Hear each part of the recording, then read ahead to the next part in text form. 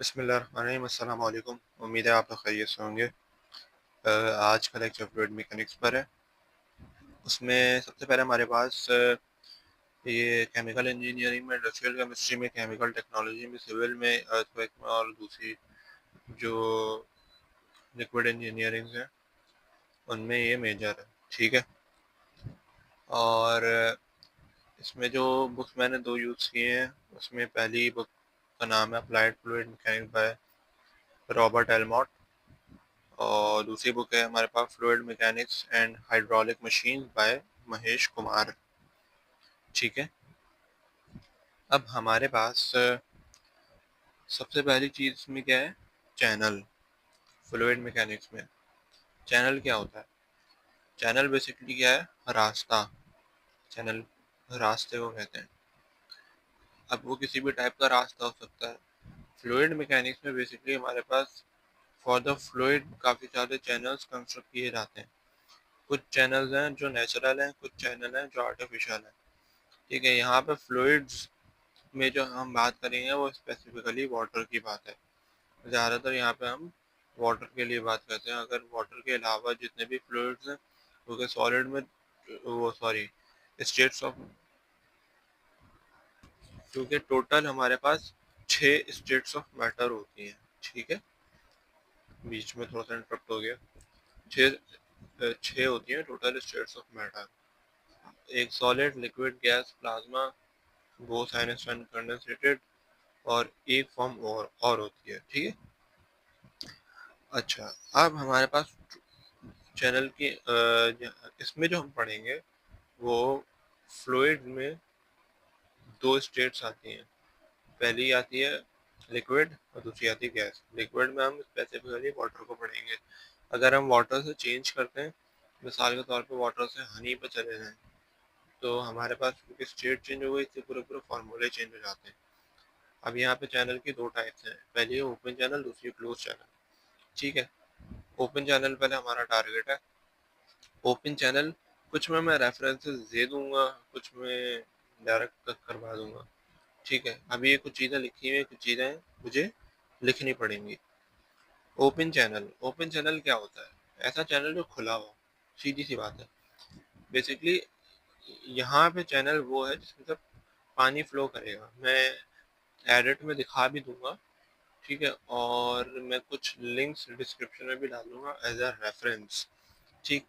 An open channel is a flow system in which the top of surface of fluid, यानी fluid में हमारे पास क्या है, water is expose, खुला हुआ हो, टू एटमॉस्फेयर।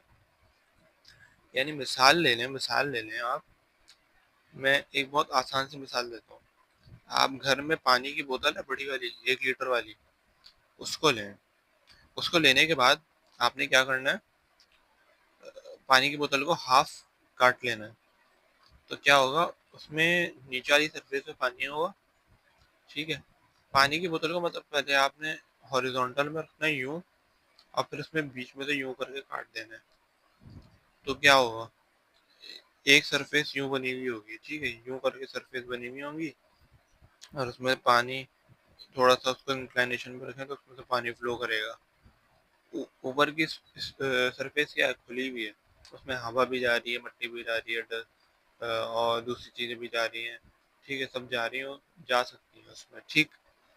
और पानी उसमें से फ्लो हो रहा होगा। ऐसा चैनल ओपन चैनल कहलाता है। मैं और अगर इसकी आर्टिफिशियल एग्जांपल दी जाए तो वो हमारे पास रेन गटर्स है आर्टिफिशियल में। और अगर नेचुरल एग्जांपल दी जाए तो ये नेचुरल रिवर्स है। ठीक है। जितने भी हमारे पास वाटर के बॉडीज हैं सब ओपन चैनल एग्जांपल में। ठीक। अच्छा, अभी फ़ैन ऑन है लेकिन मैं माइक यूज़ कर रहा हूँ, तो मुझे थोड़ा सा बता देना कि आवाज़ सही है या ख़राब हो रही है। ठीक। ओपन चैनल की एक छोटी सी मैं कोशिश करूँगा एडिट में डाल दूँ, अगर एडिट की मैंने तो। ठीक है। अब मुझे नहीं मालूम कि ये लेक्चर कितना लंबा जाएगा, कितना लंबा होगा, क्योंकि मैं मैनिंग इक्वेशन का काम कराऊंगा, चेजिस का कांस्टेंट का काम करवाऊंगा। उसके बाद मैं इसकी कोशिश करूंगा मोस्टली एग्जांपल्स कवर कर लूँ, नेक्स्ट में न्यूमेरिकल्स कवर कर दूँ। ठीक है, तो इस तरह काम तरीके से चलेगा। अब I don't know about it कि कितना लॉन्गर ये वीडियो जाए। ठीक, ओपन चैनल की क्लासिफिकेशन पर आते हैं। ओपन चैनल की बेसिकली हमारे पास दो क्लासिफिकेशन हैं। एक है यूनिफॉर्म ओपन चैनल, एक है non uniform open channel. Page number 374 पर रॉबर्ट एलमॉट 14.2 ओपन चैनल की जो डेफिनेशन है पेज नंबर 372 रॉबर्ट एलमॉट पे मिल जाएगी। ठीक है, अब यूनिफॉर्म ओपन चैनल, अब ये डायरेक्टली नहीं मिलेगी रॉबर्ट एलमॉट में। ठीक, रॉबर्ट एलमॉट में आपको ये वाली चीज मिल जाएगी, यूनिफॉर्म स्टेडी फ्लो। ठीक, uniform open channel flow is a type of channel in which the velocity, यानी यूनिफॉर्म ओपन चैनल ऐसा चैनल जिसमें हमारे पास वेलोसिटी कांस्टेंट रहे वाटर की। ठीक, flow of water, depth of water remains constant along full channel, यानी पानी का बहाव हो रहा है, पानी का बहाव उस रास्ते से जिस स्पीड से हो रहा है वो स्पीड मुसलसल कांस्टेंट है।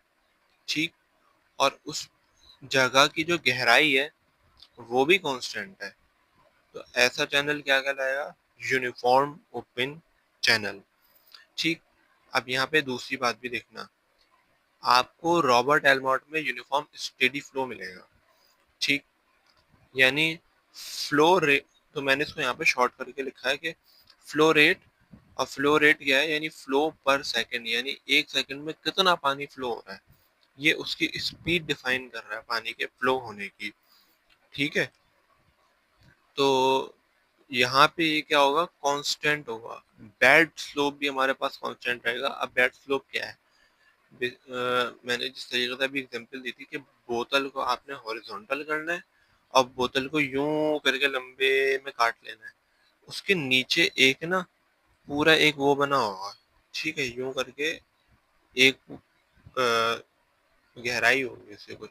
अगर आप उसको थोड़ा सा इंक्लिनेशन में रखें उसमें से पानी फ्लो करवाएं तो उसकी जो ये वाली चीज होगी ना, ये वाली चीज, तो इसमें ये चीज इसे क्या कहलाता है? बेड कहलाता है। अब इसकी इंक्लिनेशन क्या कहलाएगी? इसकी इंक्लिनेशन कहलाएगी स्लोप। स्लोप, ठीक है, यानी ये कितना नीचे से घूमा हुआ है या गहरा है जो भी है, उसका बेड स्लोप भी कांस्टेंट होगा, और जो इसकी गहराई है वो भी कांस्टेंट है। ठीक, और चैनल का क्रॉस सेक्शन भी कांस्टेंट होना चाहिए, यानी शेप, साइज, रफनेस, ये सारी चीजें कांस्टेंट हों। तो ये सारी टर्म्स एंड कंडीशन अगर आ रही होंगी तो वो यूनिफॉर्म स्टेडी फ्लो या फिर उसको यूनिफॉर्म ओपन चैनल भी कहा जा सकता होगा। ठीक, अब इसमें कुछ नेम्स हैं। यूनिफॉर्म ओपन चैनल भी कहा जा सकता है, प्रिज्मेटिक भी कहा जा सकता है, या यूनिफॉर्म स्टेडी फ्लो भी कहा जा सकता है। बात समझ में आई? इसमें दो सब क्लासिफिकेशंस आ रही हैं हमारे पास, कि पहली है वेरिड स्टेडी फ्लो और दूसरी है unsteady varied flow. Varied steady flow बिल्कुल ऐसा लगता है रेडी स्टेडी वो है, बिल्कुल ऐसा नाम लगता है इसका। तो varied steady flow number one पर। अब वेरिड स्टेडी फ्लो में वेरिड का मतलब होता है चेंज होना, यानी अगर मुसलसल वेरी हो रहा है, मुसलसल वेरी हो रहा है तो हमारे पास क्या होगा? यानी वो मुसलसल टाइम टू टाइम चेंज हो रहा है। स्टेडी यानी साबित कदम रहना, फ्लो। अब discharge of water, flow rate कह लो या फ्लो स्पीड पर सेकंड कह लो, ये सारी चीज़ें उसमें कांस्टेंट होंगी। यानी क्योंकि ये यूनिफॉर्म ओपन चैनल की एक तरीके से सब क्लासिफिकेशन है ना। ठीक, तो इसमें क्या होगा? हमारे पास जब पानी का बहाव हो रहा होगा तो उस बहाव की जो स्पीड होगी वो कांस्टेंट होगी। ठीक है, जबकि इसकी जो गहराई होगी वो मुसलसल टाइम टू टाइम चेंज हो रही होगी।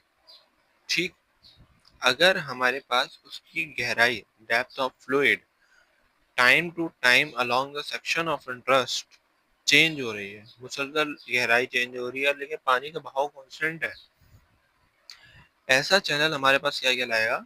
ऐसा चैनल हमारे पास कहलाएगा वैलिड स्टेडी, सॉरी ऐसा फ्लो हमारे पास कहलाएगा वैलिड स्टेडी फ्लो। उसके बाद है अनस्टेडी वैलिड फ्लो, यानी यहाँ पे जो अनस्टेडी की बात हो रही है ना, ठीक, यहाँ पर नहीं, यहाँ पे ये चीज गलत की है, एक सेकंड,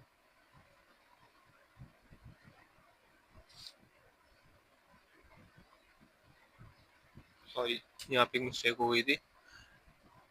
अनस्टेडी यानी हमारे पास डेप्थ भी चेंज हो जाएगी, और वैलिड से मुराद के discharge of water flow rate, flow per second, यानी पानी का जो बहाव है, कितना पानी एक सेकंड में बह रहा है और कितनी इसकी स्पीड है, वो भी वेरिएबल हो जाएगी। और इस फैक्टर की वजह से उसकी डेप्थ में भी चेंज आ जाएगा। ठीक है, उसकी डेप्थ में चेंज आ जाएगा। अब अगला हमारे पास है नॉन यूनिफॉर्म ओपन चैनल। ठीक है, नॉन यूनिफॉर्म ओपन चैनल ऐसा चैनल जो मतलब उसमें डिफरेंस आ रहा हो। अब उसको मजीद पढ़ते हैं कि क्या है वो। अब स्टार्ट करते हैं। भाई पेन को क्या हो गया? एज प्रिस्क्राइब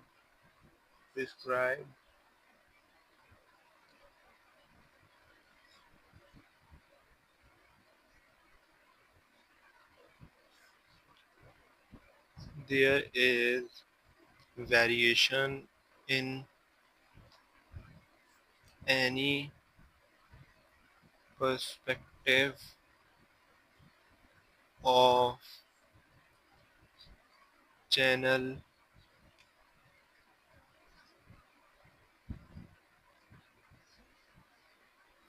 including cross अरे भाई including क्रॉस सेक्शन इंक्लूड कर लिया जाए, वाटर के फ्लो को इंक्लूड कर लिया जाए, एंड और बाकी जो चीज़ें कर ली जाएं, termed as non-uniform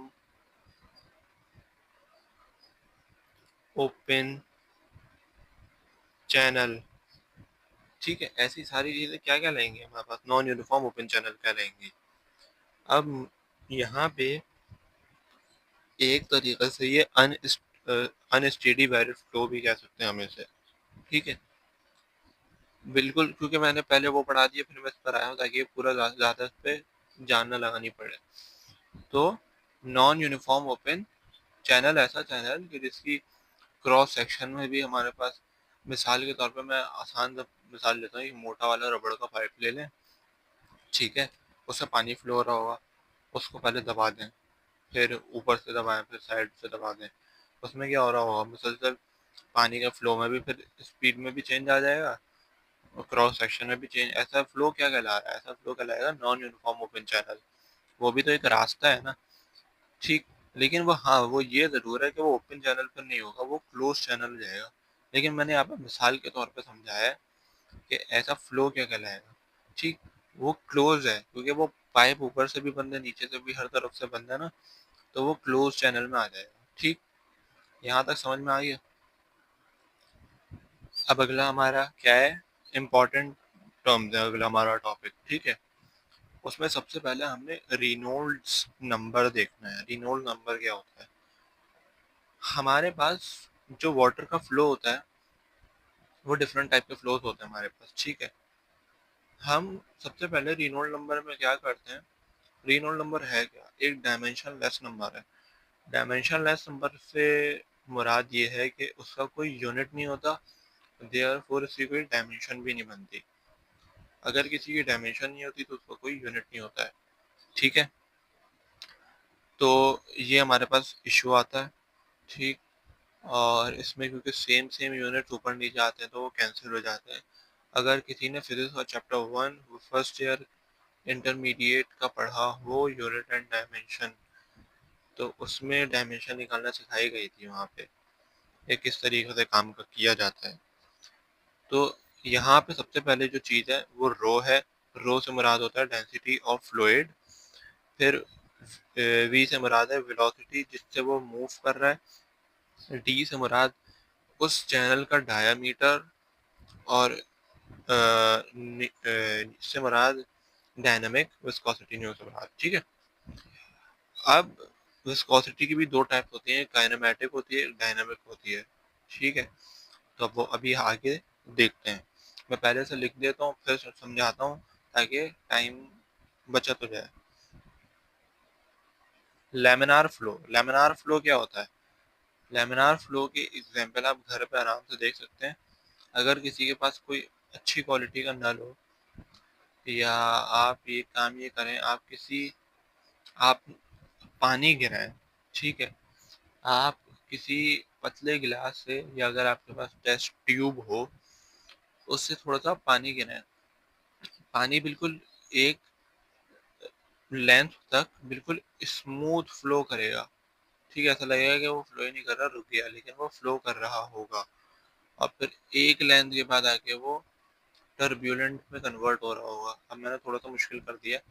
laminar flow ऐसा फ्लो कि जिसमें रेनॉल्ड नंबर 2000 से कम हो या 500 से ज्यादा हो। ठीक है। अब इसके बाद एक सेकेंड, इसके बाद रेनॉल्ड नंबर है। ठीक है। यानी हम डेंसिटी को पहले कंसिडर करेंगे, उसके बाद डायमीटर देखेंगे, उसके बाद डायनामिक विस्कोसिटी देखेंगे। ठीक है। फिर लैमिनार फ्लो की बात मैंने की, बीच में मैंने रोक दिया था। लैमिनार फ्लो आ रहा है। लैमिनार फ्लो में 2000 से कम रेनॉल्ड नंबर है, 500 से ज़्यादा है, तो दोनों हमारे पास लैमिनार फ्लो है। रॉबर्ट एलमॉट में पढ़ना। ठीक। मैं सबके रेफरेंसेस दे दूंगा डिस्क्रिप्शन में, डिस्क्रिप्शन लाजमी देख लीजिएगा। Smooth and inline flow. उसके बाद हमारे पास टर्ब्यूलेंट फ्लो आता है। टर्ब्यूलेंट फ्लो यानी कि लैमिनार फ्लो किस टाइप का होता है?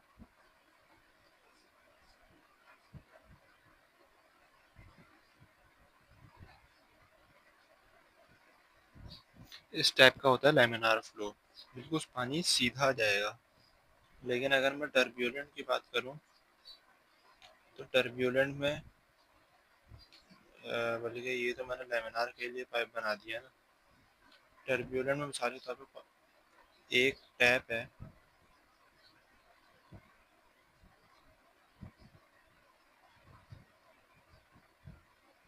और उससे पानी गिर रहा है, लेकिन यहाँ से कोई एयर का प्रेशर आ रहा है और पानी यूं यूं हवा में उड़ते हुए गिर रहा है। तो यहाँ पे ये जो पाथ बन रहा है उसको कहेंगे टर्ब्यूलेंट फ्लो। 4000 से ज़्यादा इसका नंबर होगा, रेनॉल्ड। ठीक है। लैमिनार फ्लो का अपोजिट नॉन स्मूथ फ्लो है, और विस्कोसिटी जितनी कम होगी, भाई अगर आपके पास शहद होगा ना, शहद को अगर गिराएंगे अब उसमें बिल्कुल लैमिनार फ्लो आएगा, बिल्कुल सीधा सीधा स्ट्रेट गिरेगा। और ज़्यादा से ज़्यादा लैमिनार फ्लो आएगा क्योंकि वो ज़्यादा से ज़्यादा गाढ़ा है। जितना पतला पानी होगा, यानी जितनी पतली स्ट्रेट होगी, हिंड्रेंस विस्कोसिटी जिसमें जितनी कम होगी, उसमें उतना ज़्यादा लैमिनार फ्लो आएगा, वो टर्ब्यूलेंट फ्लो आएगा। और एक तीसरी स्टेट होती है लैमिनार और टर्ब्यूलेंट के बीच की।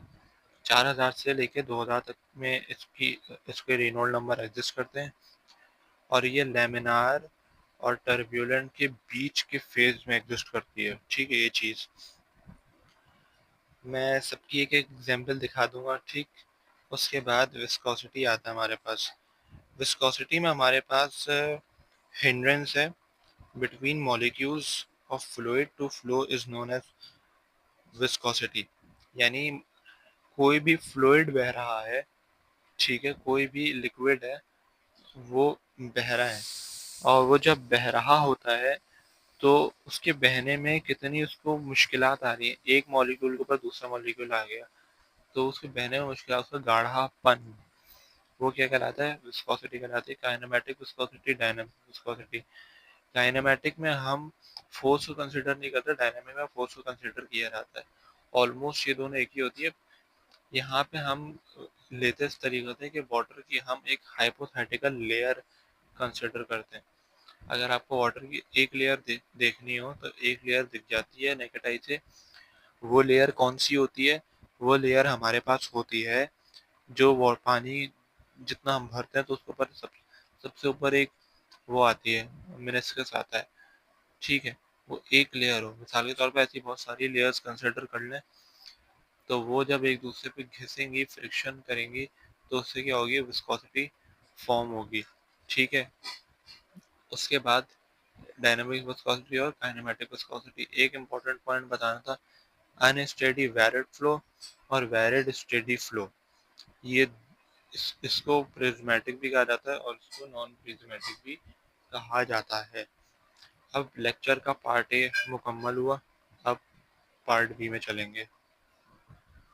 भाई अब लास्ट टाइम मैंने शायद डायनामिक विस्कोसिटी पर छोड़ा था, मुझे याद नहीं है क्योंकि ये 2 दिन बाद की रिकॉर्डिंग है, क्योंकि बीच में मैं चला गया था, ठीक है। अब हमारे पास अगला टॉपिक जो आ रहा है वो हाइड्रोलिक रेडियस का आ रहा है, ठीक है। हाइड्रोलिक रेडियस, अब हाइड्रोलिक रेडियस क्या है? Hydraulic radius is measure used in fluid engineering, ठीक, that how many amount of water can pass to the respective radius of pipe। अब पाइप हो या कोई चैनल हो, उसके हिस्से से कितना पानी फ्लो कर सकता है, उसकी डिटर्मिनेशन कहलाती है, ठीक। अब इसका जो फॉर्मूला है हाइड्रोलिक रेडियस का, हाइड्रोलिक रेडियस को आर से डिनोट करते हैं। ये एरिया है हमारे पास, ठीक है, cross sectional area where fluid can flow. अब ये ओपन चैनल में हम डील कर रहे हैं और इसमें क्या है कि उसका क्रॉस सेक्शनल एरिया कितना है वो हम फाइंड करेंगे, और ये वेटेड पैरामीटर आ गया कि उसके पानी के फ्लो से कितना हिस्सा चैनल का गीला हो रहा है। तो इसको हमने देखना होगा हाइड्रोलिक रेडियस में। तो दोनों की जब वैल्यूज आएंगी उनको आपस में डिवाइड करेंगे तो हाइड्रोलिक रेडियस आ जाएगा। बेसिकली इस तरीके से समझना, एक ऐसा रेडियस चैनल का जो कि गीला हो रहा हो, हमें वो निकालना होता है, ठीक है। ये तो आसान सी बात अगर मैं करूँ, और मेरी कोशिश होगी मैं इसको इस वीडियो को एडिट करके ना, अगर हो सका तो फिर मैं तुम लोग तस्वीरें देख लेना, तो उससे काफ़ी कॉन्सेप्ट भी क्लियर हो जाएगा प्रैक्टिकल एग्जाम्पल से। अब चैनल की जो स्पेसिफिक कैरेक्टरिस्टिक होती है उसमें बहुत सारे टाइप्स टाइप्स कह लो या शेप्स कह लो होते हैं, ठीक है। अब हमारे पास ट्रेपिज ट्रेपिजॉइड में बहुत सारे शेप्स हैं, अगर एडिट कर सका तो तस्वीर दिख जाएगी। ट्रेपिजॉइड में पैरेललोग्राम भी हो सकता है, रेक्टेंगल भी हो सकता है, स्क्वायर भी हो सकता है, काफ़ी सारे शेप्स होते हैं, ठीक है। स्क्वायर और रेक्टेंगल के लिए एक ही फॉर्मूला यूज होता है, लेंथ इनटू ब्रेथ। अब अगर हमारे पास रेक्टेंगुलर चैनल है तो उसमें हमारे पास क्या होगा, अगर मुझे फ्लो का एरिया निकालना है, यानी पानी यूँ फ्लो कर रहा है और उसका एरिया निकालना है, तो मैं L मल्टीप्लाई बाय बी कर दूंगा तो मेरे पास एरिया आ जाएगा। और अगर वेटेड पैरामीटर निकालना है तो वेटेड पैरामीटर यानी हर जगह को प्लस कर लेना, ये वाली एक जो डेप्थ है या ब्रेथ कह लो वो प्लस होगी वाई, ठीक है। इस तरफ वाली प्लस हो गई वाई, ये भी गीला हो रहा होगा हिस्सा, और एक नीचे का हिस्सा गीला हो रहा होगा। ये जो ऊपर का है ये पानी की बाउंड्री है, ये गीली, ये तो खुद ही पानी है ना, तो इसको ऐड नहीं करेंगे, सिर्फ नीचे वाली ब्रेथ ऐड होगी बी। तो y प्लस वाई हो गया 2y और b का b एज इट इज आ गया तो b प्लस 2y। अब मेरे पास हाइड्रोलिक रेडियस में कितनी चीज़ें थी, एक तो एरिया, एक था वेटेड पैरामीटर। मैंने रेक्टेंगुलर चैनल के लिए फॉर्मूला बना रहा हूँ मैं, ठीक है, कि एरिया और वेटेड पैरामीटर। मेरे पास रेक्टेंगुलर चैनल में एरिया कितना आया, एल एल इंटू बी यानी वाई इंटू बी। एल मैंने किसे कहा है, वाई यानी डेप्थ को, और बी मैंने किसे कहा है, चैनल की डेप्थ को, तो वाई इंटू बी और बी प्लस 2y। तो मेरे पास यहाँ पे बन गया कुछ इस तरीके से कि वाई इंटू बी और बी प्लस 2y मैंने इसी फॉर्मूले में रख दिया तो मेरे पास आ गया। अब यहाँ पर एक एक्सेप्शन आती है कि अगर चैनल की जो डेप्थ है, चैनल की जो डेप्थ है यानी वो कितनी गहराई में, अगर वो बहुत कम है, किससे कम है, यानी चैनल की एक ब्रेथ है और एक डेप्थ है, लेकिन चैनल की ब्रेथ बहुत ज़्यादा हो, चैनल की डेप्थ बहुत कम हो, तो हम चैनल की डेप्थ को इग्नोर कर देंगे, ठीक है। जब इग्नोर कर देंगे तो हमारे पास एक्सेप्शन ये है कि channel depth is very less than bottom breadth, so y will ignore and take null. तो अब क्या होगा कि ये वाला जो फॉर्मूला था, ये सारी चीज़ें पढ़ लेना, मैं डायरेक्ट यहाँ पे समझा देता हूँ ताकि आसानी हो जाए। y multiply by B, B plus two Y. तो यहाँ पे जो y होगा ना, उसको मैं जीरो कंसिडर करूँगा तो ये पूरी चीज़ जीरो हो जाएगी, ये पूरी चीज़ जीरो हो गई, तो y into B upon b आ गया। ठीक, अब कुछ लोगों के ध्यान में आएगा कि ये ऊपर वाला y को जीरो नहीं ले रहे क्योंकि यहाँ पे मल्टीप्लाई करके एरिया निकालना है, यहाँ पे वेटेड पैरामीटर नहीं ले रहा है। ठीक है, तो y into B upon B, तो b से b कैंसिल हुआ और हमारे पास हाइड्रोलिक रेडियस किससे बराबर आ गया, डेप्थ के बराबर आ गया। ठीक, अब इन्हीं सारे कॉन्सेप्ट से रिलेटेड हमारा पहला न्यूमेरिकल कहने या पहले एग्जाम्पल कहने पेज नंबर 375 पर रॉबर्ट एलमॉट में मौजूद है। इस क्वेश्चन में कह क्या रहा है, कहता है डिटरमाइन करना है hydraulic radius of trapezoidal section show in figure below if w is equal to 4 feet, x is equal to 1 feet and d is equal to 2 feet. आपको समझ में नहीं आता। कहता है कि एक चैनल है मिसाल के तौर पे मेरे पास, ठीक, इस टाइप का चैनल जैसे तस्वीर में दिख रहा है। कहता है इस टाइप का चैनल है और उसका हाइड्रोलिक रेडियस निकालना है। ठीक, ट्रेपेजोइडल शेप का है, उसमें से पानी फ्लो कर रहा है। ठीक, उसकी जो डेप्थ है वो 2 फीट है, यानी पानी इतना ऊपर है कि उसके नीचे तक का हिस्सा 2 फीट है। उसके बाद उसकी जो नीचे की ब्रेथ है वो 4 फीट है। ठीक है, और डी इसका, सॉरी ये आ गया, और ये जो x is equal to 1 feet दिया हुआ, ये मैंने लिखना भूल गया यहाँ पे, मुझे उसमें भी लिखना पड़ेगा, मैं देख लेता हूँ फिलहाल। ये वाली चीज़ है, ये प्रोजेक्शन वाली चीज़ है। अच्छा, मैंने इसको प्रोजेक्शन क्यों बोला, वैसे लिखा तो नहीं है, लेकिन मिसाल के तौर पर थोड़ी देर के सपोज कर लो, ये मेरे पास स्केल है, मैं स्केल से यहाँ पे लाइट मारूंगा तो नीचे क्या होगी, नीचे अगर मैं एक हाइपोथेटिकल लाइन ड्रॉ करूँ तो उस पर इसका शेडो बनेगा, तो शेडो प्रोजेक्शन एक ही बात है। ठीक है, लाइट ऑन कर देता हूँ, अब और ब्राइट हो गया होगा, ये ज़्यादा सही है। ठीक है, तो ये चीज़ मेरे पास हो रही है। अब मैं इसको सॉल्व करना स्टार्ट करता हूँ। सबसे पहले मुझे डेटा बना लेना है। अब सबसे पहले हमारे पास दी हुई है बॉटम विड्थ, इसको ऊपर रख देते हैं ताकि ये मसला ना करे। अब हमारे पास सबसे पहले दी हुई है बॉटम विड्थ। ठीक है, अल्लाह खैर, ये क्या हो गया। अच्छा भाई, सबसे पहले हमारे पास दी हुई है बॉटम विड्थ, और बॉटम विड्थ दी हुई है 4 फीट। ये जो बॉटम विड्थ है इसको ब्रेथ भी कह सकता हूँ या इसको विड्थ भी कह सकता हूँ। ये दी हुई है 4 फीट। उसके बाद फ्लोर डेप्थ, फ्लोर डेप्थ हमारे पास यानी पानी जो फ्लो हो रहा है उसकी गहराई, फ्लोर डेप्थ हमें दिया हुआ है 2 फीट। उसके बाद हमारे पास horizontal projection of each side, horizontal projection of each side, time नहीं है इसलिए मैंने शॉर्ट में लिख दिया। इसको मैंने x कहा है और ये यहाँ पे गिवन है, और ये हमें गिवन है 1 फीट। ठीक है, अब हमें क्या कहा गया है कि हाइड्रोलिक रेडियस मालूम करना है।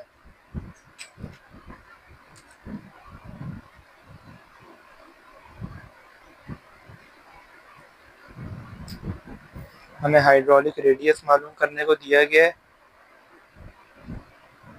हाइड्रोलिक रेडियस मालूम करना है। फॉर्मूला जो है हमारे पास हाइड्रोलिक रेडियस का वो है r से डिनोट करते हैं, और एरिया अपॉन वेटेड पैरामीटर होता है। ठीक है, सॉल्व कर लेते हैं इसको।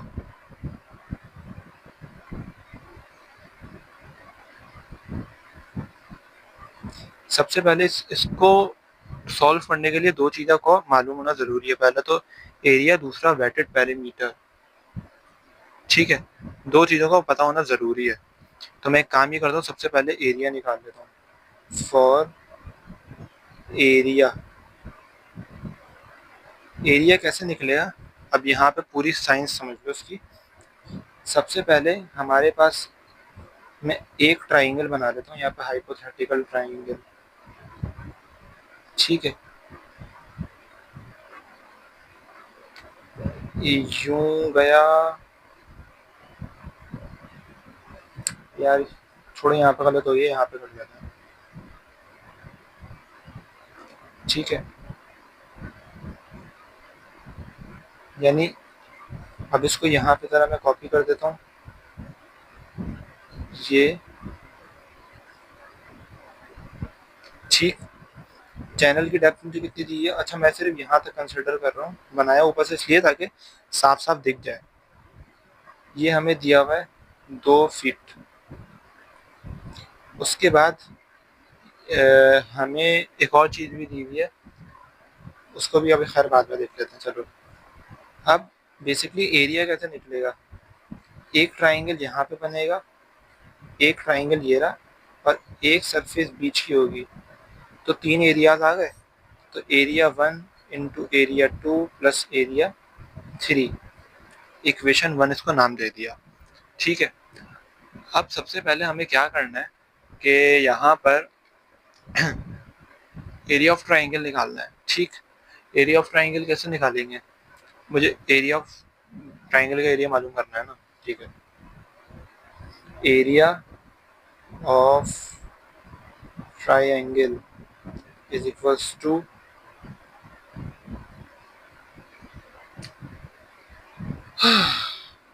हाफ ब्रेथ इनटू हाइट,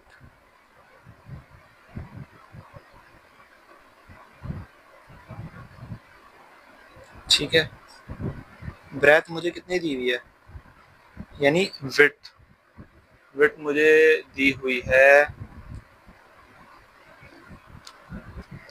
ठीक है। ये डेप्थ मुझे दी हुई है, और ये जो ब्रेथ है, ब्रेथ मैं इस चीज़ को कंसिडर कर रहा हूँ, ठीक। तो ये 1 हो गई, और हाइट जो है ये मैं डेप्थ को कंसिडर कर रहा हूँ, तो ये मेरे पास 2 हो गई। तो 2 से 2 कैंसिल कराया, तो मेरे पास क्या आ गया, एरिया 1 जो आ गया वो 1 ही आ गया, ठीक। और मुझे पता है कि एरिया 1 एरिया 3 के एरिया 2 के बराबर होगा, मैंने इसको 2 का है, इसको 1 का है, तो एरिया 1 और एरिया 2 आपस में बराबर होंगे, क्योंकि हम यूनिफॉर्म ओपन चैनल पढ़ा रहे हैं। फॉर एरिया 3 लेबलिंग करना ज़रूरी है, वरना न्यूमेरिकल गलत हो सकता है, टीचर को पता ही नहीं होगा आप कौन से वाले एरिया की बात कर रहे हैं। उसके बाद एरिया 3, अब एरिया 3 क्या है, एरिया 3 में यहाँ पे ज़रा ड्रॉ कर देता हूँ, ये हमने इसको एरिया 3 कंसिडर किया। तो एरिया 3 में हमारे पास जो डेप्थ थी वो हमें कितनी दी गई थी, वो बेसिकली ये वाली डेप्थ है ना, इसको मैं कंसिडर करूँगा, ये वाली डेप्थ को मैं कंसिडर करूँगा, ठीक है। ये मेरे पास है 2 फीट, और ये मेरे पास है ब्रेथ है 4 फीट। तो एरिया 3 मुझे पता है कि रेक्टेंगुलर होता है, तो एरिया ऑफ रेक्टेंगल, रेक्टेंगल है, ठीक है। तो L मल्टीप्लाई बाय B, तो L मेरे पास, मैं डेप्थ का L ले रहा हूँ, 2 मल्टीप्लाई बाय, और इसको मैं 4 फीट ले रहा हूँ, 8 फीट। तो ये हमारे पास कितना हो गया, 2 और ये 4, तो ये मेरे पास कितना हो गया, 8 फीट हो गया। अब मुझे करना क्या है, मुझे दूसरी चीज़ मालूम करनी है, वेटेड पेरीमीटर। अब वेटेड पेरीमीटर कैसे निकालेंगे, पेन कहाँ चला गया,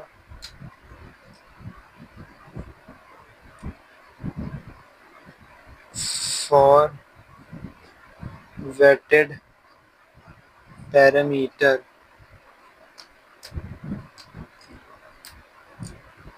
अब वेटेड पैरामीटर में अगर बात करूं तो ये साइड भी गीली, ये साइड भी गीली हो रही होगी, ये साइड भी गीली हो रही होगी और ये साइड भी गीली हो रही होगी, यानी L L L O sorry width.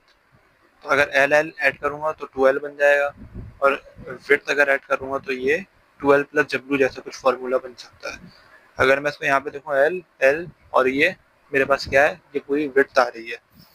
तो अब मैं काम ये करता हूँ कि फॉर्मूला बना लेता हूँ, ठीक है। एल और ये एल सॉरी और ये नीचे की विड्थ, तो ये बराबर हो गया वेटेड पेरीमीटर। तो वेटेड पेरीमीटर मेरे पास आ गया 2L प्लस डब्ल्यू, ठीक है। अब यहाँ पे एक मसला आएगा। अब यहाँ पे इसकी हॉरिजॉन्टल प्रोजेक्शन की जो लेंथ दी हुई है ना वो 1 फीट है, लेकिन मैं उसको डायरेक्ट एल में नहीं डाल सकता क्योंकि वो एक्स दिया हुआ है, एल नहीं दिया हुआ। एल हमारे पास वर्टिकल डायरेक्टली है, लेकिन हम उसको तिरछे में डायरेक्ट नहीं ले सकते। तो अब यहाँ पे मुझे फिथागोरस थ्योरम अप्लाई करना पड़ेगा। तो अब क्या है कि अगर स्ट्रेट होती ना वॉल्स, मैं फौरन से लेंथ में अपनी वैल्यू डाल देता, निकाल लेता, लेकिन अब यहाँ पे मामला ट्राइंगल वाला आ रहा है। तो मैं for the determination of L we use Pythagoras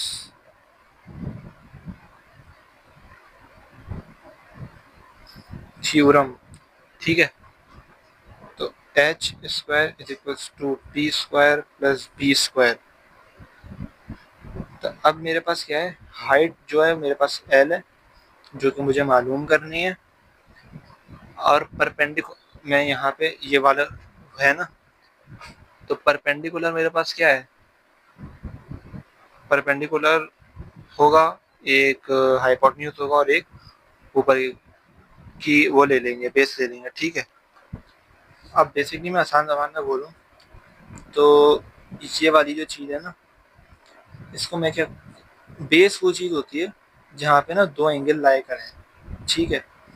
यहाँ पे क्या हो रहा है, दो एंगल्स लाई कर रहे हैं, तो मैं ऊपर वाली चीज़ को बेस कर सकता हूँ, ठीक। अब बेसिकली परपेंडिकुलर मैं इसको कह रहा हूँ जहाँ पे 90 का एंगल लाई करता है। अगर मैं यूँ कर दूँ इसे, तो यहाँ पे देखो ये परपेंडिकुलर बन रहा है, ये परपेंडिकुलर है, यहाँ पे 90 का एंगल है। अगर मैं सीधी लाइन ड्रॉ करूँ तो ये परपेंडिकुलर है, 90 का एंगल है, इस वाली साइड को परपेंडिकुलर कहूँगा। और ये परपेंडिकुलर फिर किसके बराबर हो गया, डेप्थ के बराबर हो गया, ठीक है। और ये जो बेस है, बेस मैं ऊपर वाली साइड को कह रहा हूँ, बेस वो जगह होती है जहाँ पे दो एंगल्स लाई कर रहे हो, ठीक है। लेकिन मैं यहाँ पे एक एक्सेप्शन कर रहा हूँ कि यहाँ पे मैं स्लैंटेड साइड को यूज कर रहा हूँ, ठीक, एक्स स्क्वायर। अब यहाँ पे मैं इसको एल कह रहा हूँ, ठीक, और यहाँ पे इसको एक्स कह रहा हूँ। अब एल स्क्वायर हो गया, और यहाँ पे ये 2 हो गया, और यहाँ पे ये मेरे पास 1 हो गया, दोनों पे स्क्वायर आ गए।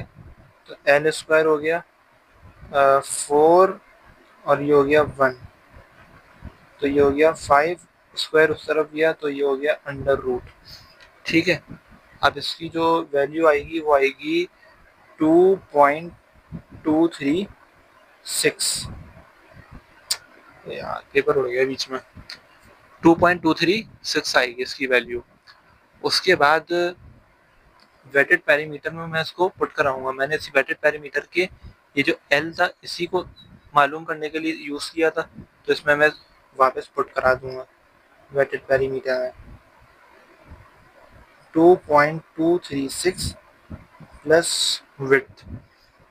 तो अब मेरे पास यहाँ पर हो गया ये कुछ 8.47, ठीक है, 8.47 हो गया। अब अगर मैं इसको इक्वेशन नंबर 1 में पुट कराऊं, इक्वेशन नंबर 1 क्या थी, ये थी, सॉरी सॉरी सॉरी एक सेकंड भंड हो गया है, मतलब भंड नहीं हुआ, बेसिकली डायरेक्ट ही पुट करा देते हैं। मैंने कहीं और इक्वेशन 1 बनाई, इस इक्वेशन में चलो पुट करा देते हैं हाइड्रोलिक रेडियस में। हाइड्रोलिक ये थी इक्वेशन 1, लेकिन मैंने यहाँ पे इसको इक्वेशन 1 बोला था समझाने के लिए, एक ए बोल देते चलो इसको। खैर, अब यहाँ पर मैंने इसमें पुट कराया एरिया। मेरे मुझे हाइड्रोलिक रेडियस बेसिकली मालूम करना था ना, ये रहा ना, हाइड्रोलिक रेडियस के लिए काम कर रहे थे। तो हाइड्रोलिक रेडियस में मैंने सबसे पहले एरिया निकाला। एरिया मेरे पास कितना आ रहा था, टोटल एरिया, अच्छा टोटल एरिया भी निकालना भूल गया मैं। A1 plus A2 plus A3 is equals to A total, और वो मेरे पास आ जाएगा 8। यहाँ पे A1 A2, अब देखो A1 कितना आ रहा है, 1 आ रहा है, A2 कितना आ रहा है, 1 आ रहा है, और ये आ गया 8। तो ये टोटल हो गया 10 फीट। तो ये मेरे पास कितना आ गया, ये मेरे पास आ गया 10। वेटेड पैरामीटर कितना आ रहा है मेरे पास, 2.236। ठीक है, तो एक सेकंड क्या लगा दिया मैंने, सॉरी भाई, 8.47। ऐसे ही दिमाग हो जाता भाई, कभी कभार इंसान हूँ मैं भी, क्या कर सकता हूँ। तो इसका आंसर कुछ आएगा 1.18 के आसपास। क्या हो गया मेरे दिमाग को।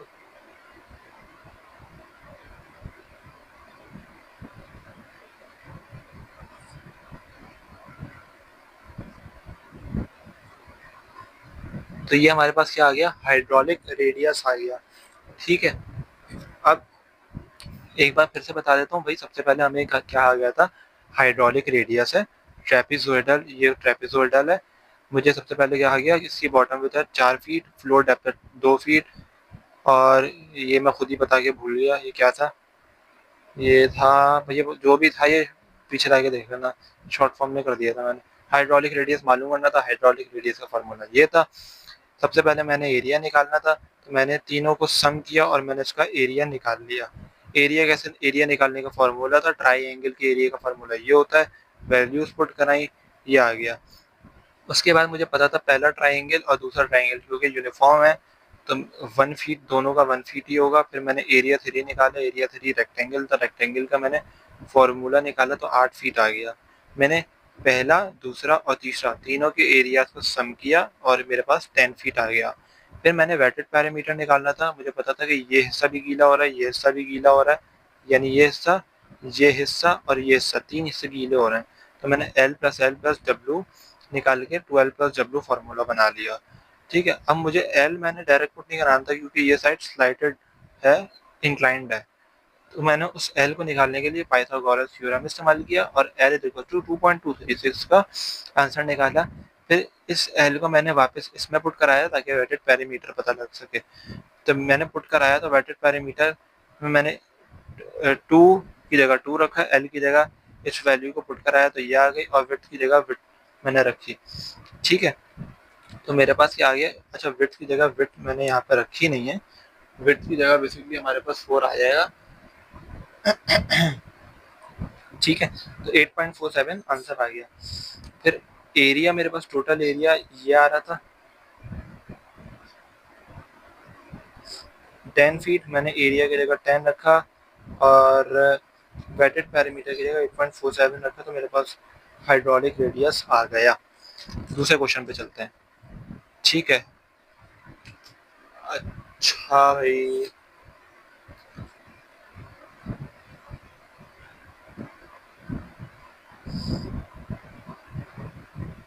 इस वाले पेज पे प्रैक्टिस करना अब्दुल्ला, तुम्हारा रजिस्टर है। Determine hydraulic radius, hydraulic radius पता करना है यानी आर पता करना है। ठीक है, ये बेसिकली डायग्राम बनी हुई है, मैं इसके क्वेश्चंस भी दिखा रहा हूँ बुक में से ना।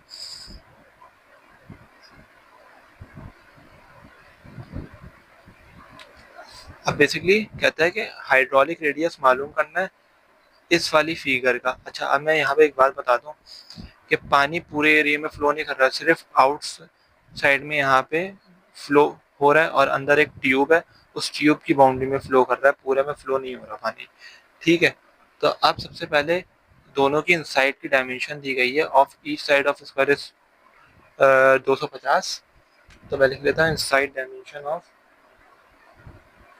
इनसाइड डायमेंशन ऑफ स्क्वायर, ये हमारे पास दी हुई है 250 मिलीमीटर, और इनसाइड डायमेंशन ऑफ सर्कल, इसका इसका मतलब होता है कि ये ऊपर वाली सेम चीज़ नीचे भी लिखनी है। सर्कल ये हमारे पास दी हुई है 150 मिलीमीटर, ठीक है।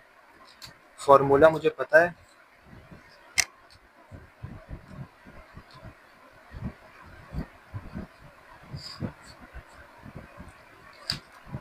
फॉर्मूला क्या होता है, हाइड्रोलिक रेडियस का R is equals to area upon wetted parameter, ठीक। अब मुझे सबसे पहले करना क्या होगा, मुझे पता है कि भाई सिर्फ आउटर स्पेसेस गीली हो रही हैं, पहले तो मैं एरिया निकाल लेता हूँ। एरिया ऑफ स्क्वायर क्या होता है, एक सेकंड रुकना जरा, अब सॉल्व। एरिया ऑफ स्क्वायर क्या होता है, एरिया ऑफ स्क्वायर होता है हमारे पास, एरिया ऑफ स्क्वायर मैं यहाँ पर लिख भी देता हूँ, एरिया ऑफ स्क्वायर है ये, एरिया ऑफ स्क्वायर होता है L इंटू बी, यानी लेंथ इंटू ब्रेथ, ठीक है। तो बेसिकली यहाँ पे सेम होता है, तो S आ गया मल्टीप्लाई बाय S आ गया, यानी स्क्वायर की लेंथ और ब्रेथ, तो ये S स्क्वायर हो गया, ठीक है। तो S स्क्वायर में जस्ट मैं क्या करूँगा, स्क्वायर के डायमेंशन डाल दी 250 मिलीमीटर, तो 250 का स्क्वायर हो गया, तो ये मेरे पास आ रहा है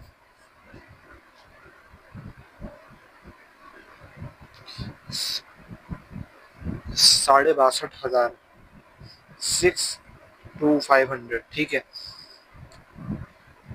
अच्छा ये मिलीमीटर में, अब area of circle, area of circle का फॉर्मूला होता है pi into D upon 2 square, या ऐसे भी कर सकते हैं पाई डी स्क्वायर अपॉन 4, ठीक है।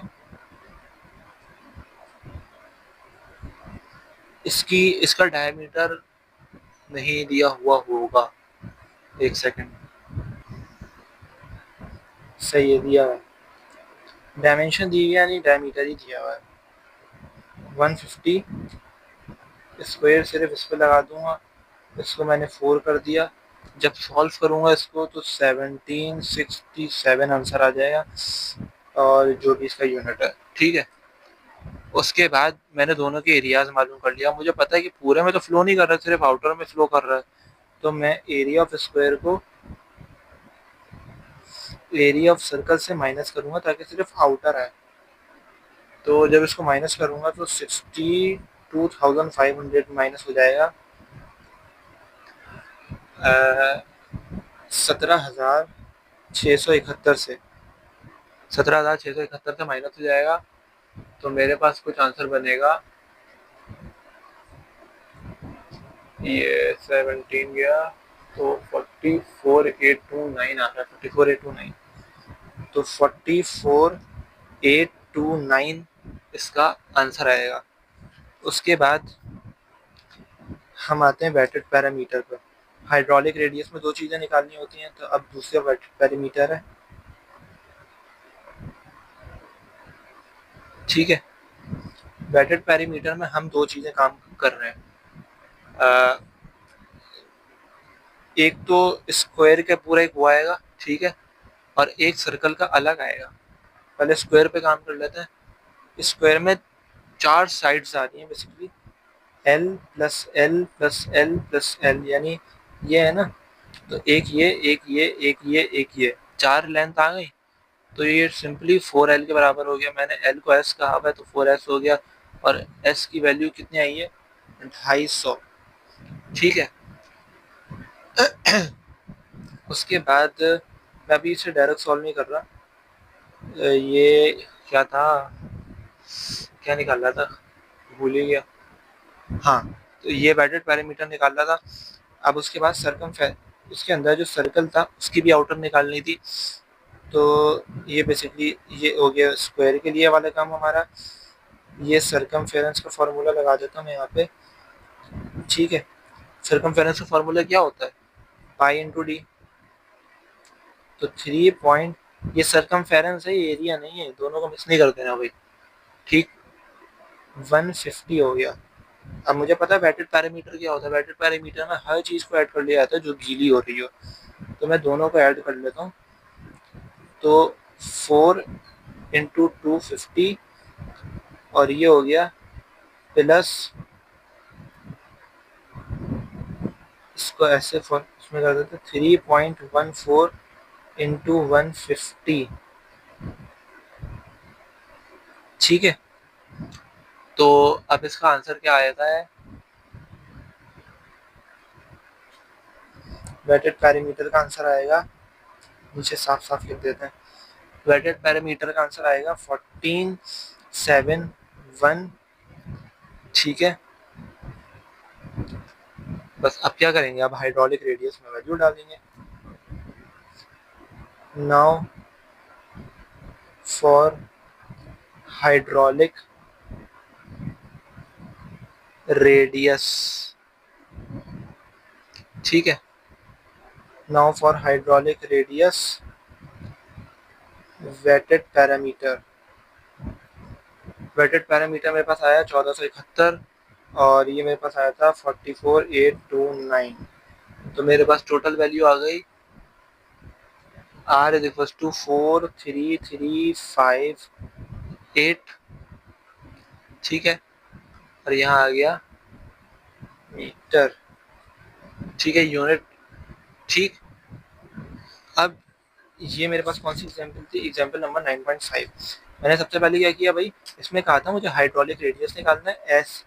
ये डायग्राम दी गई है, इसमें सिर्फ आउटर में पानी फ्लो कर रहा है, और यहाँ सिर्फ आउटर में पानी फ्लो कर रहा है। स्क्वायर की डायमेंशन दी गई 250, और सर्कल की डायमेंशन दी गई 150। मैंने स्क्वायर का फार्मूला लगाया, L × B वैल्यू करके आंसर आया। सर्कल का फार्मूला लगाया सर्कमफेरेंस का, ये उसका फार्मूला था, कंप्रेस करके लिखा था मैंने इसको। इसमें वैल्यूज डाली 250, डायमीटर दे या डायमेंशन दे, बात एक ही है। 150 मैंने उसमें डाला, मेरे पास आंसर आया। दोनों को माइनस क्यों किया, क्योंकि मुझे सिर्फ आउटर पे चाहिए था, माइनस किया, और 44829 मेरे पास आंसर आया। देन वेटेड पैरामीटर में मुझे पता है कि जितनी भी जगह गीली हो रही है उसको ऐड कर लें, तो वो हमारे पास ऐड हो गई। तो चारों मैंने ऐड की, 4L 4S आया, 4S की जगह 4 ये लगाया। सर्कमफेरेंस में पाई × टी, पाई की वैल्यू होती है 3.4, डी की वैल्यू 150।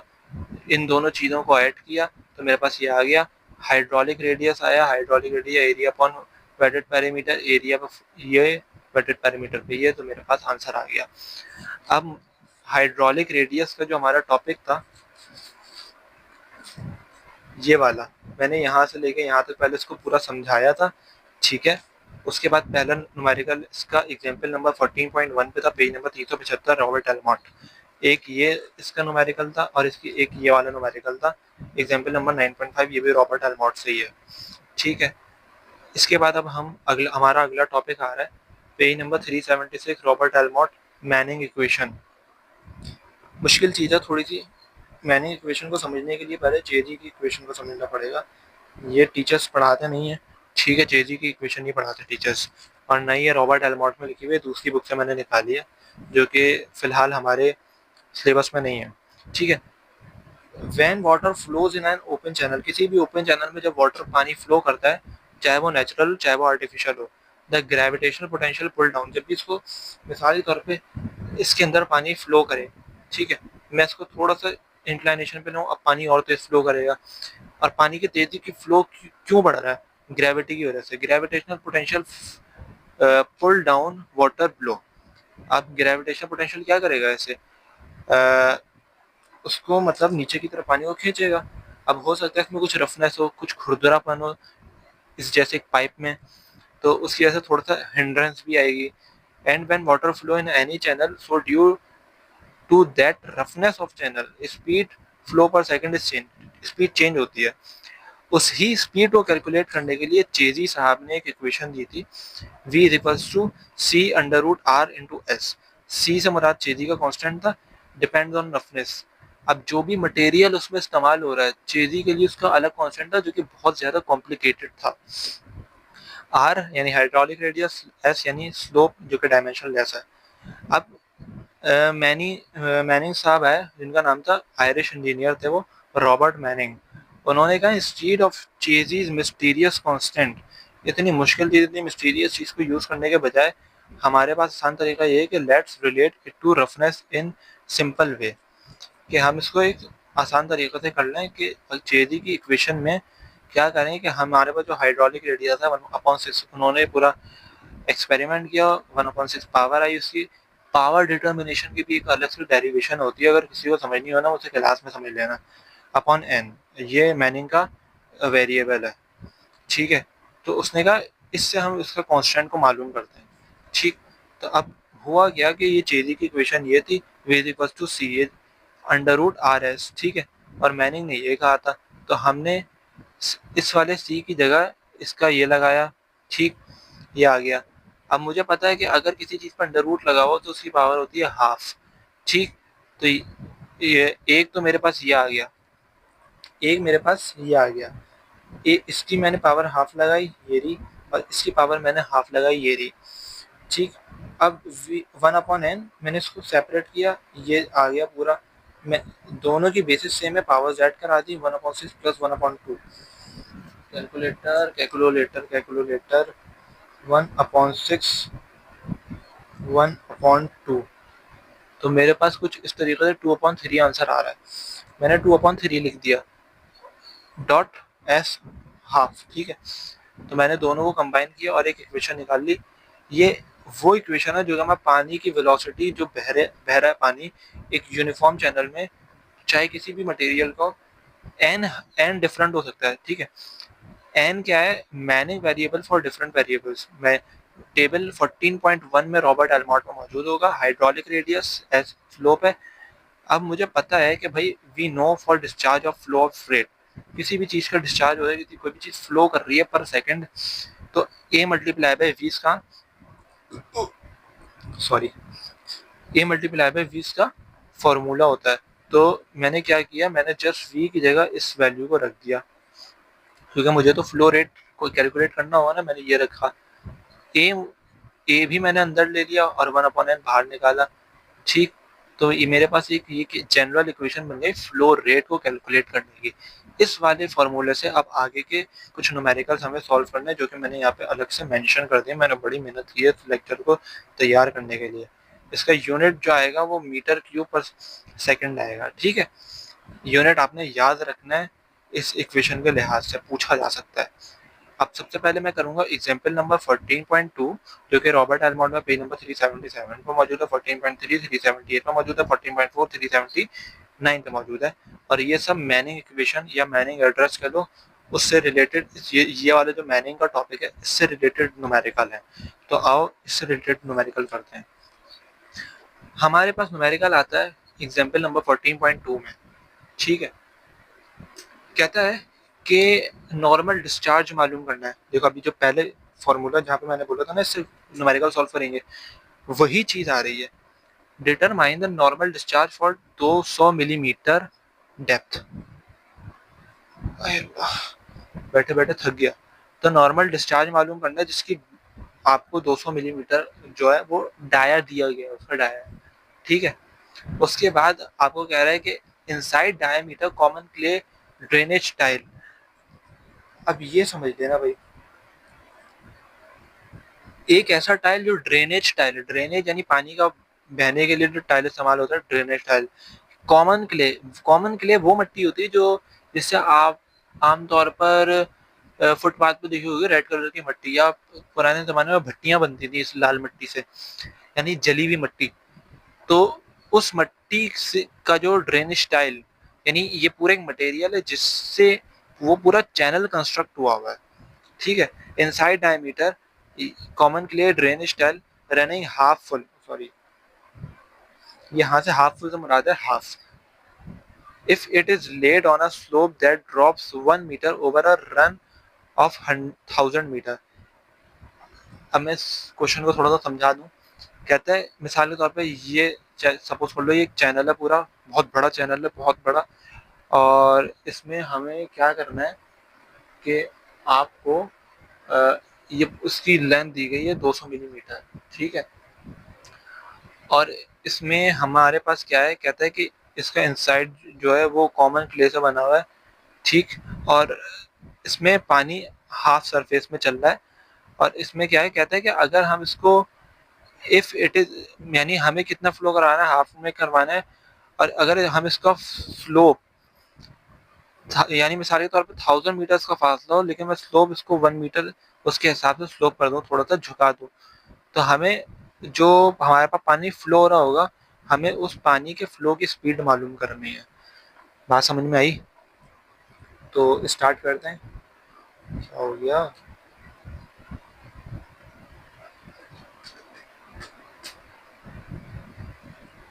अच्छा,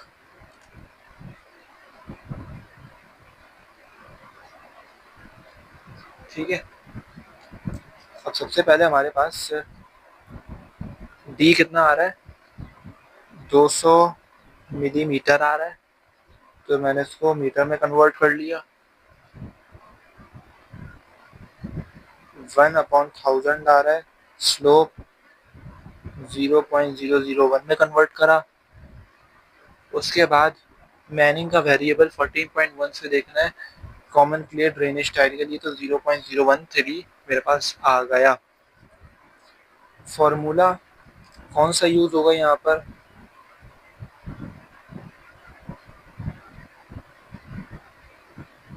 फॉर्मूला यूज होगा Q is equals to 1/n R 2/3 into S 1/2। Q is equals to, अच्छा हाँ बस सही है ना, डबल लिख दिया। उसके बाद अब सबसे पहले मुझे क्या, अच्छा सॉरी, एरिया भी तो आएगा। एरिया बेचारा जुल्म हो गया एरिया पे।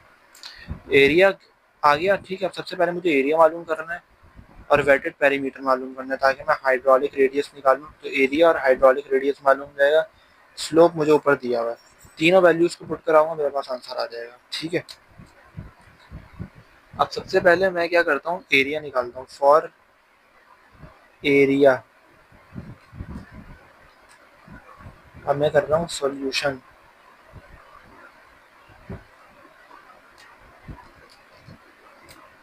Area is equals to pi D square 4।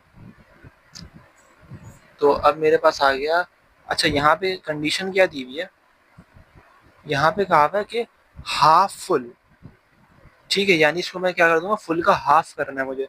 तो ये मेरे पास एरिया पूरा फुल है उस सर्कल्ड का, लेकिन मुझे कह रहा है हाफ फुल है। तो मैं इसको हाफ से ही मल्टीप्लाई करा दूंगा, और pi into D square upon 4। तो ये हमारे पास आ गया पाई डी स्क्वायर अपॉन 8, ठीक है। तो अब मैं डायरेक्ट यहाँ पे डालूंगा डी की वैल्यू, मुझे दी हुई है 0.2, ठीक है। 0.2 का स्क्वायर, और ये आ गया 8। तो मेरे पास एरिया आ जाएगा 0.015 मीटर स्क्वायर, ठीक है। तो मेरे पास एरिया आ गया, देखो एरिया आ गया। अब हाइड्रोलिक रेडियस जब मालूम करूंगा, उसमें एरिया भी होगा, तो एरिया एक ही में निकल गया। अब मैं काम ये करता हूँ कि फॉर वेटेड पैरामीटर,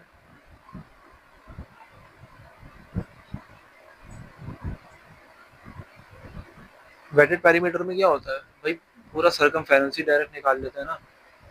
तो वेटेड पैरामीटर में सरकमफेरेंस का फॉर्मूला यहाँ पर यूज कर लूंगा मैं। तो पाई इंटू डी अपॉन 2। तो ये हो गया 3.14। अच्छा, मैंने यहाँ पे पाई की वैल्यू नहीं लगाई यार, लगा लेना, 3.14 होती है, मैं भूल गया। 3.14 डाया हमें 0.2 दिया है, और इसको 2 से डिवाइड कराया, तो मेरे पास आंसर 0.31 आएगा। आंसर एक बार रीचेक भी कर लेना, 0.31 मीटर स्क्वायर आ गया। उसके बाद नाउ फॉर आर।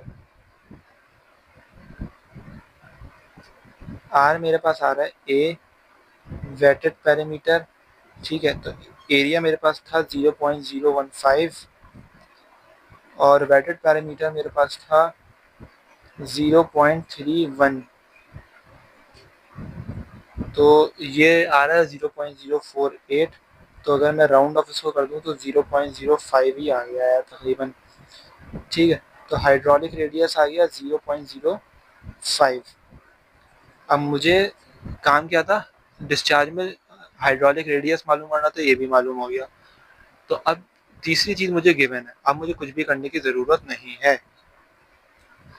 अब करना क्या है, now put all values in discharge equation. Discharge की इक्वेशन मैं पहले लिख देता हूँ यहाँ पे, Q is equals to 1/n area R 2/3 S 1/2।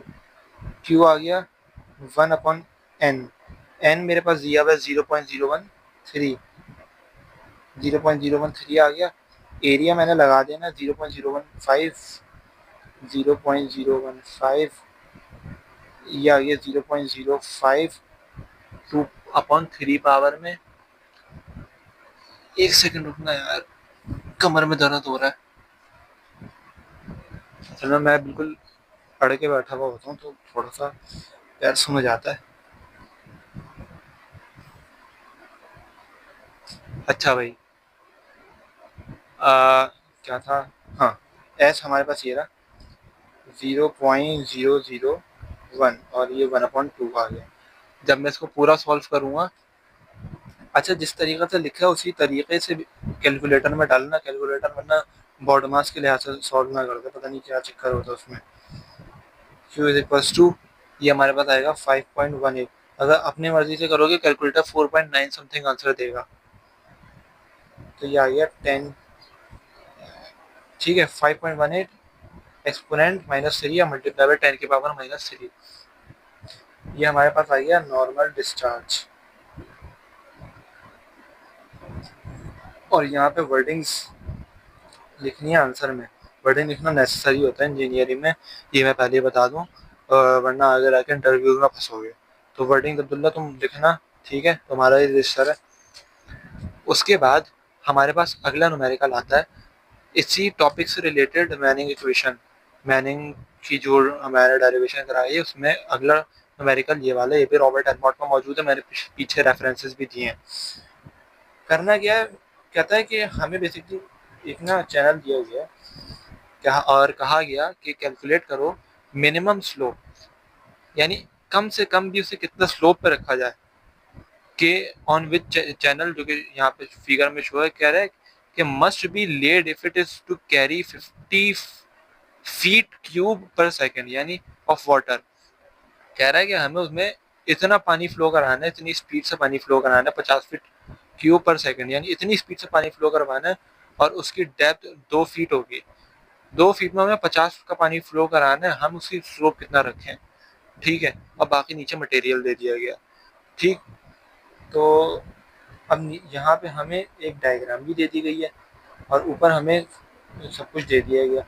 हमें सारी चीज़ों को देखते हुए हमें एक स्लोप फाइंड करके देना है कंपनी को, कि कंपनी वाले भाई आप इतना स्लोप रखेंगे तो आपको इतना फ़ायदा होगा, ठीक है। समझ में आ रही है बात, स्टार्ट करते हैं अपने काम। अच्छा मैं यहाँ पे एक और बात बता दूँ कि इस वाले न्यूमेरिकल में ना, चलो बोल के स्टार्ट कर लेते हैं।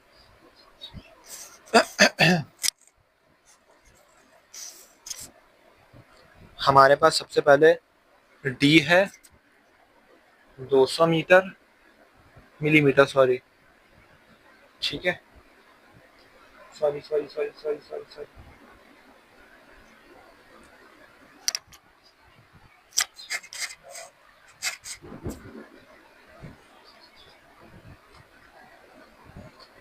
कैलकुलेट मिनिमम स्लोप है और कैरी कितना कर रहा है, 50 फीट पर उस पर पानी कैरी कर रहा है। तो नॉर्मल डिस्चार्ज है ना ये पानी का 50 फीट क्यूब पर सेकेंड, तो 50 फीट क्यूब पर सेकंड है। नॉर्मल डेप्थ कितनी है, डी कह देते हैं भाई। नॉर्मल डेप्थ मुझे दी हुई है 2 फीट, जो कि मैंने डायग्राम से निकाली है, ठीक है। उसके बाद मुझे मैनिंग का वेरिएबल भी लिखना है क्योंकि मुझे ज़रूरत पड़ेगी क्वेश्चन में। 0.017 है और मैं यहाँ पे फॉर्मूला यूज़ करता हूँ मैनिंग का।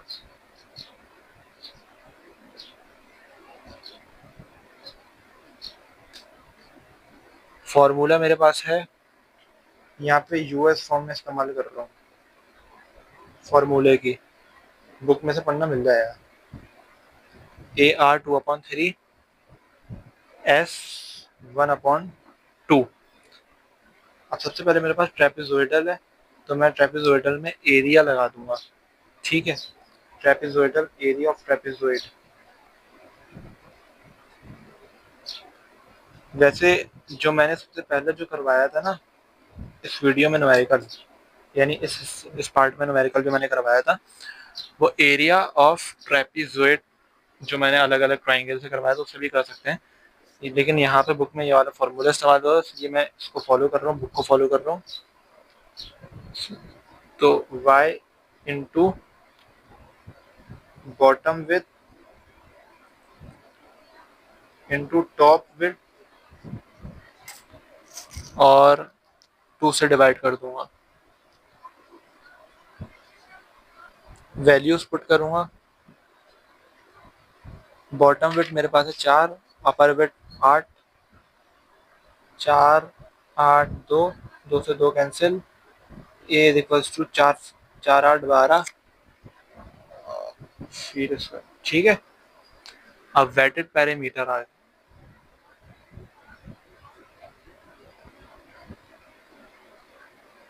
वेटेड पैरामीटर में मेरे पास सबसे पहले ये जो साइड्स हैं ये स्लैंटेड साइड है, इंक्लाइंड है, तो ये आ जाएंगी और नीचे वाली एक साइड आ जाएगी L प्लस L और नीचे की विड्थ। तो वही वाला फॉर्मूला सेम आ रहा है जो पहला न्यूमेरिकल करवाया था, W प्लस 2L। और L मैंने कहा था जब भी ऐसा हो तो L हमें पाइथागोरस थ्योरम से मालूम करना। अच्छा मैंने ये जो करवाया है ना ये वाला डायरेक्ट फॉर्मूले यूज करिए, तुम लोग चाहो तो तुम लोग पहले वाली जो न्यूमेरिकल मैंने करवाया था ट्रेपेजोइड का उससे भी निकाल सकते हो, आंसर सही ही आएगा। बुक फॉलो कर रहा हूँ मैं, ठीक है। उसके बाद L निकालना है मुझे बाय यूजिंग पाइथागोरस पाइथो पता नहीं स्पेलिंग में मिस्टेक हो गई है, Pythagoras theorem H square equal to P square plus B square. उसके बाद यहाँ पे मुझे पता है कि ये स्लैंटेड साइड है तो मुझे एल रखना है इस टू, एक सेकेंड, ठीक है, इनटू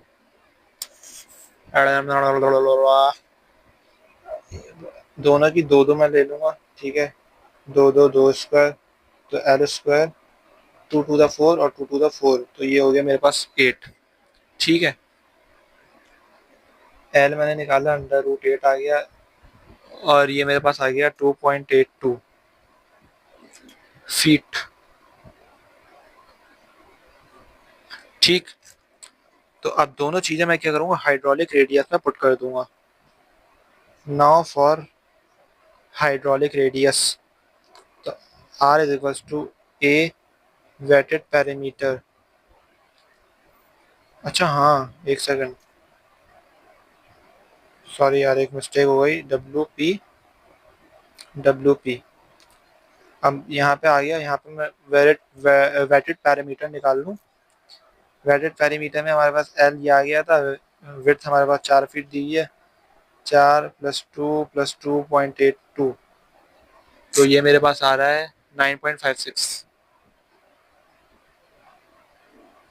और ये मेरे पास आ गया फीट, तो 9.56।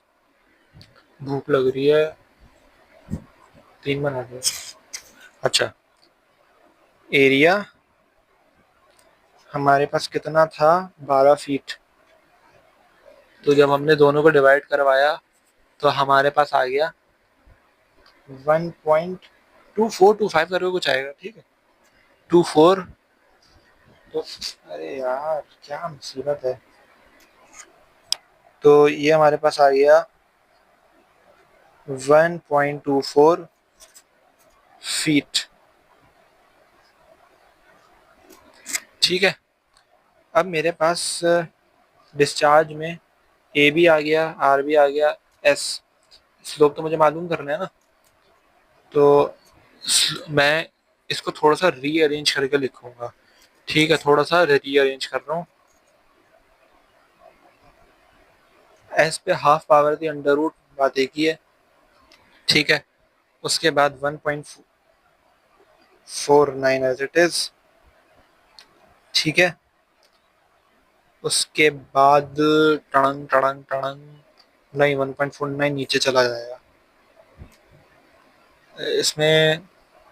भाई देखो एस को मैं एज इट इज छोड़ दूंगा, ठीक है। एन मल्टीप्लाई बाय क्यू हो जाएगा, एन इधर डिवाइड हो रहा हो जाके मल्टीप्लाई होगा, तो एन मल्टीप्लाई बाय क्यू। ए उधर नीचे चला जाएगा, इधर ऊपर तो उधर नीचे जाएगा, मल्टीप्लाई बाय आर भी उधर नीचे चला जाएगा। अब मैं जस्ट इसमें वैल्यूज पुट करा दूँ, तो एन मुझे पता है 0.017 है, मल्टीप्लाई बाय क्यू। क्यू क्या है, क्यू कहाँ गया, ये रहा 50 फीट। 50 एरिया। असल में मुझे थोड़ा सा ना डिप्रेस हो रहा हूँ मैं, काफ़ी देर से पढ़ा रहा हूँ ना, तो भूख लग रही है मुझे बहुत शदीद वाली, तो थोड़ा सा मेरा दिमाग हट रहा है, थोड़ा सा कॉपरेट कर लेना यार। 12 हो गया, ठीक है। और आर रेडियस मेरे पास आ गया 1.24। तो सबको अगर मैं जब काम करूँगा ना तो मेरे पास आंसर आएगा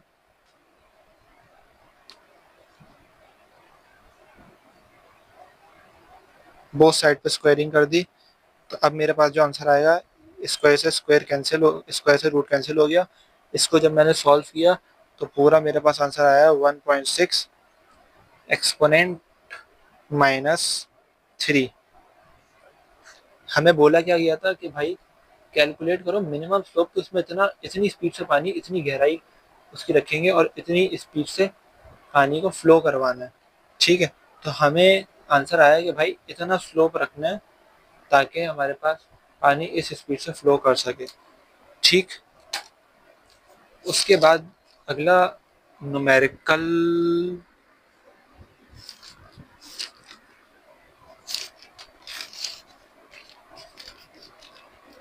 अच्छा अब इसमें ना एक एग्जांपल बच गई है क्योंकि अब थोड़ा सा टाइम काफ़ी ऊपर हो रहा है।